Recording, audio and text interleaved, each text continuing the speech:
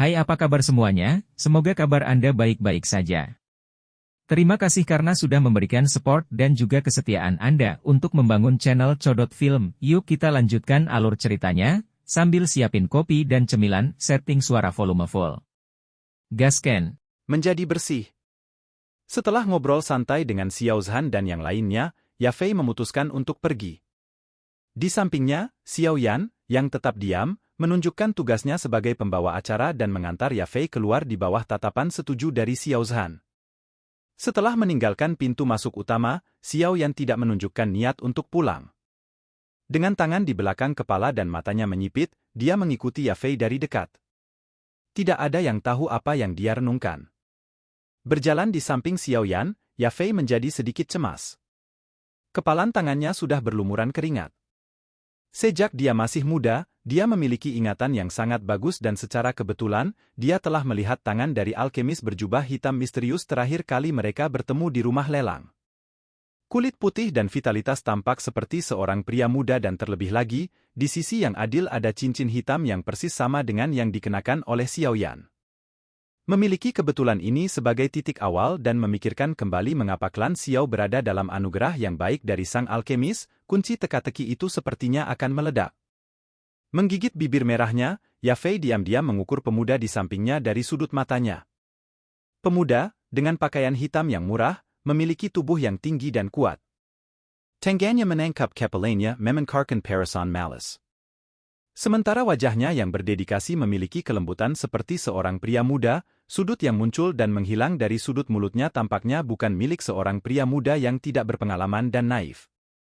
Meskipun dengan hati-hati mengukur Xiao Yan, Yafei masih sulit percaya bahwa orang yang memaksa dirinya dan Guni untuk patuh di rumah lelang sebenarnya adalah seorang pemuda berusia sekitar 17 tahun.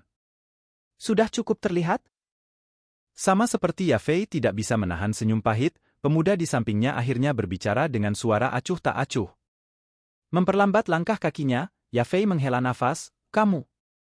Haruskah aku memanggilmu sebagai penatua yang terhormat atau Xiao Yan Didi?" "Tel, Didi adik laki-laki." Xiao Yan mengangkat alisnya sebelum tiba-tiba mengangkat dagunya ke satu sudut. "Masuk." Yafei mengikuti tatapannya dan berjalan. Pipinya tanpa sadar memerah. Tempat yang ditunjukkan Xiao Yan adalah tempat pertemuan kekasih kota Wutang yang terkenal. Setelah ragu-ragu sebentar, Yafei awalnya ingin dengan lemah menyarankan untuk mengubah tempat tersebut. Namun, Xiao Yan sudah sombong dan duduk di kursi batu di bawah pohon willow hijau tua. Dihadapkan dengan sikap sombong Xiao Yan yang merupakan kebalikan dari sikap hormatnya di Xiao Clan, Yafei hanya bisa menggelengkan kepalanya tanpa daya. Bukankah perubahan kepribadian ini terlalu cepat? Perlahan melangkah maju, Yafei duduk berhadapan dengan Xiao Yan. Sepasang mata panjang sipit yang indah berbinar, mengukur pria muda di depannya. "Apakah kamu mengenali saya?" Xiao Yan samar-samar bertanya sambil mengulurkan tangan untuk memetik daun willow untuk dikunyah. Yafei mendorong rambutnya yang jatuh ke belakang dan ekspresinya menyebabkan seorang pria yang tidak jauh darinya melebarkan matanya. Menjilat bibirnya, dia tertawa getir, aku sebenarnya berharap tebakanku salah." Mendengar kata-kata itu, mata Xiao Yan menyipit dan giginya dengan kejam menggigit daun pahit itu. "Kamu tidak berniat membunuhku, kan?" Melihat sikap Xiao Yan, Yafei sejenak bertanya dengan suara malu-malu.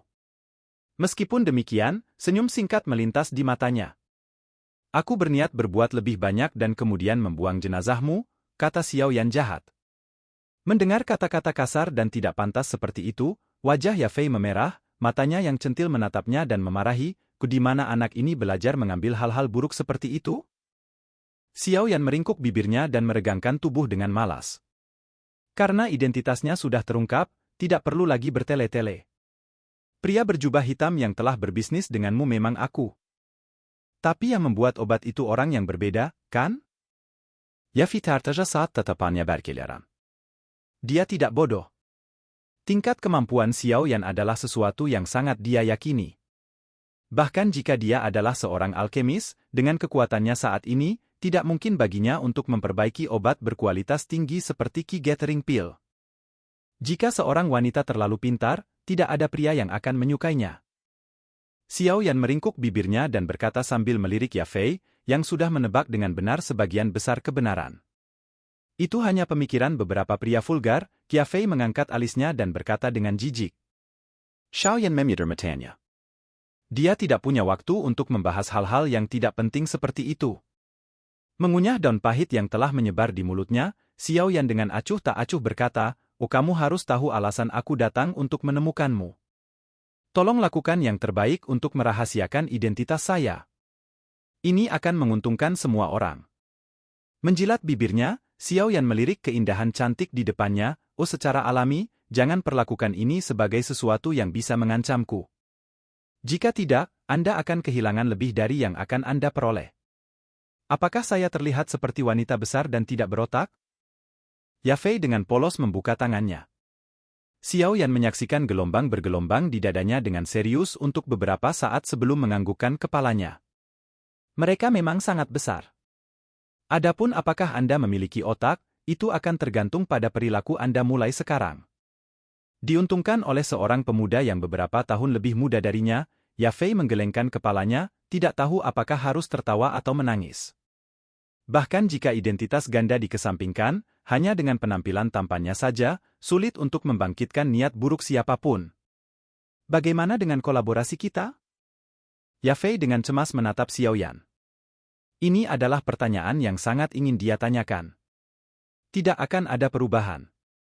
Anda akan terus menolak memberikan klan Jialai bahan obat apapun dan saya akan membayar Anda dengan 5 Ki Gathering Pills.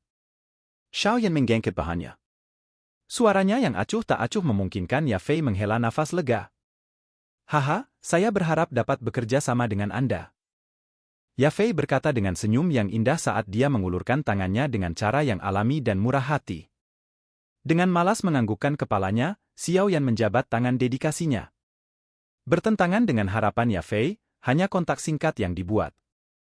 Melihat pria muda yang tindakannya tidak dapat diprediksi, Yafei menghela nafas tak terkendali, itu benar-benar membuat seseorang curiga apakah kamu benar-benar baru 17 tahun.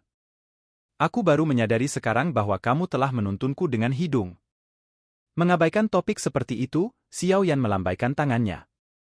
Dia berdiri dan mulai pergi. Saat dia berjalan, dia berkata, "Oh, ketika kita bertemu lagi, kamu harus menggunakan sikap yang sama seperti sebelumnya agar tidak ada yang menemukan sesuatu yang salah."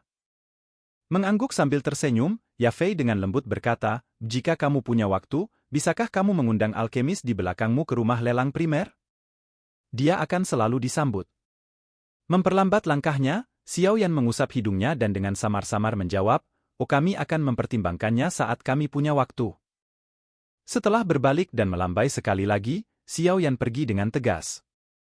Menyaksikan sosok pemuda itu menghilang ke kejauhan sambil berdiri di tempat yang sama, Yafei tersenyum pahit dan menggelengkan kepalanya. Dengan suara rendah, dia berkata, "Benar-benar setan kecil.